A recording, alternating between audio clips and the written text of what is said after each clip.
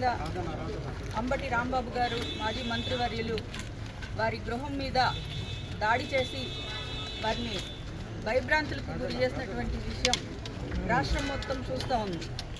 వారు వయసును కూడా గమనించకుండా వారి కుటుంబంలో ఇంటి మీదకి వచ్చేసి రాళ్లతో కర్రలతో దాడి చేసి వాళ్ళను ఏ విధంగా భయపెట్టారు అన్నది రాష్ట్రం మొత్తం చూసింది.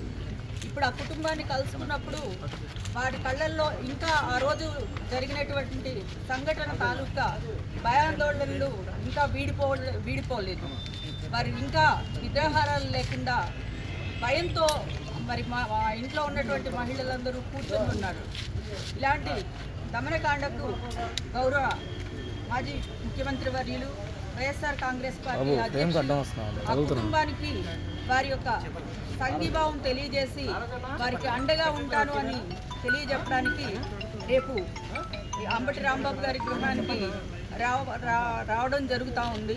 అందుకు ముందుగా ఈరోజు మేమందరం వచ్చి ఆ కుటుంబాన్ని పరామర్శిస్తే ఇప్పుడే వాళ్ళ పాప చెప్తూ ఉన్నారు, మళ్ళీ తిరిగి పోలీస్ కస్టడీకి తీసుకొని ఆయన్ని శారీరకంగా మానసికంగా మళ్ళీ వేదనకు గురి చేసి ఆయన్ని కొట్టాలని చూస్తున్నారని చెప్పేసి తెలియజేస్తూ ఉన్నారు.